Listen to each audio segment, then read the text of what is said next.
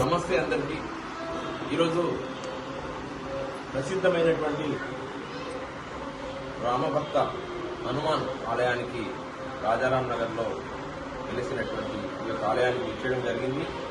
ER foundation ఆధ్వర్యంలో ధార్మిక కార్యక్రమాల్లో భాగంగా మా యొక్క మిత్రులు, చిన్ననాటి మిత్రులైనటువంటి రాజారాం నగర్ మిత్రులందరికీ కూడా మరొకసారి కృతజ్ఞతలు, నమస్కారాలు తెలియజేస్తూ ఈ యొక్క ఆలయం యొక్క ప్రసిద్ధి, వాటి యొక్క మెయింటెనెన్స్, అలాగే కొత్తగా నిర్మాణ కార్యక్రమాలు జరిపినందుకు మా బావ అశోక్ గారితో పాటు ఇక్కడికి విచ్చేసినటువంటి శివరాం గారు, సురేష్ గారు, శంకర్ గారు, శ్రీకృష్ణ గారు, అలాగే మా ఆనంద్, అలాగే మా వినోద్, సురేష్ అన్న, రవి, రుద్ర రవి గారు, రమణ గారు, ఇంకా ఇక్కడ వచ్చినటువంటి భక్తజన మిత్రులందరికీ కూడా నమస్కారాలు తెలియజేస్తూ, నానాటికి ఈ యొక్క సమాజంలో జరుగుతున్నటువంటి రుగ్మతలకు దైవ సంకల్పం ఖచ్చితంగా తోడవాలన్న ఉద్దేశంతో చీకటి ఎంతనో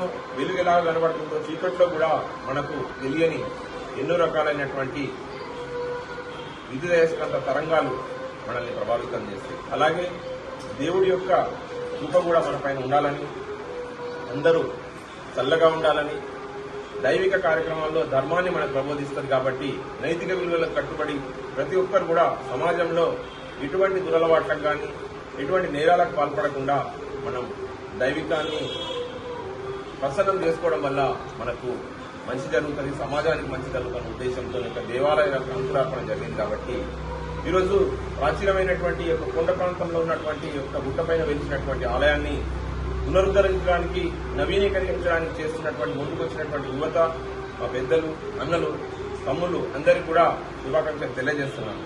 వాస్తవంగా ఒక మూలను ఉన్నటువంటి ఆలయాన్ని డెవలప్ చేసుకోవడానికి కంకణం కట్టుకున్నటువంటి నా చిన్నప్పుడు 1991 నుంచి 95 వరకు ఇదే ప్రాంతంలో నేను నివసించాను.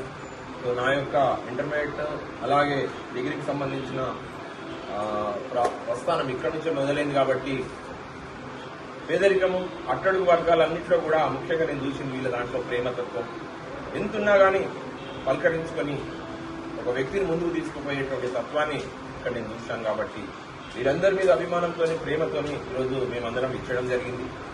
వారు అనుకున్న విధంగా ఇక్కడ కొన్ని రేలింగ్ కానీ అలాగే కలరింగ్ కానీ ఈ ఆలయం యొక్క పరిసరాలను శుభ్రం చేసుకునే తీరు చాలా అద్భుతంగా అనిపించింది. ఇక్కడ ఒక మర్రి చెట్టు ఉండే దాని యొక్క మొదలు చాలా పెద్దగా ఉంటే ఈ మధ్యనే దాన్ని ఇక్కడ పెకిలించి పక్కన పెట్టించి ఆలయాన్ని మంచి సర్వాంగ సుందరంగా తయారు చేసినటువంటి ఆలయ కమిటీ సభ్యులందరికీ కూడా నేను శుభాకాంక్షలు తెలియజేస్తున్నాను. అలాగే ఫౌండేషన్ తరఫు నుంచి కూడా మేము కూడా ఆలయానికి ఏ రకంగా సహాయం చేయాలనే విషయం ఇక్కడికి వచ్చిన తర్వాత మాకు కూడా తెలిసింది కాబట్టి తప్పకుండా వారి విన్నతిని వారి యొక్క ఆలోచనను దైవ కార్యంలో మేము కూడా ముందుంటాం.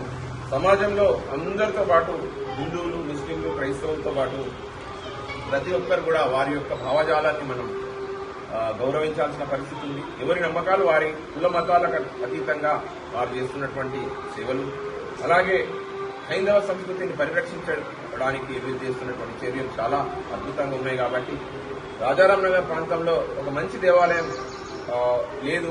సో ఈ యొక్క దేవాలయాన్ని అభివృద్ధి చేసుకోవడానికి కంకణం కట్టుకున్నటువంటి యువత అందరికీ కూడా నేను ఫస్ట్ కంగ్రాచులేషన్ చెప్తూ ఆ స్వామివారి యొక్క దయ, హనుమాన్ దయ అలాగే ఈరోజు శని త్రయోదశి కూడా ఉండడం వల్ల ఈరోజు మంచి దినం కాబట్టి మేమందరం కూడా ఇక్కడ కాల్మొక్కడం జరిగింది. అలాగే ప్రతి ఒక్కరికి మంచి జరగాలని రాజారాం నగర్ ప్రజలందరూ నా చిన్నప్పటి చిరకాల మిత్రులు కాబట్టి వారికి కూడా అభినందన తెలియజేస్తూ ఫౌండేషన్ తరఫు నుంచి నేను కూడా ఇక్కడ ఏ రకంగా సహాయం చేస్తాననేది అతి త్వరలో ఆఫ్టర్ అమావాస్య తర్వాత మన మిత్రులందరి ముందు ఒక సహాయ కార్యక్రమం చేయడానికి సిద్ధంగా ఉన్నాం. కాబట్టి ఈరోజు మమ్మల్ని ఆహ్వానించినటువంటి కమిటీ పెద్దలకు, ముఖ్యులకు, తమ్ముళ్లకు, అన్నలకు అందరికీ కూడా మరొకసారి థ్యాంక్స్ చెప్తూ థ్యాంక్ యూ.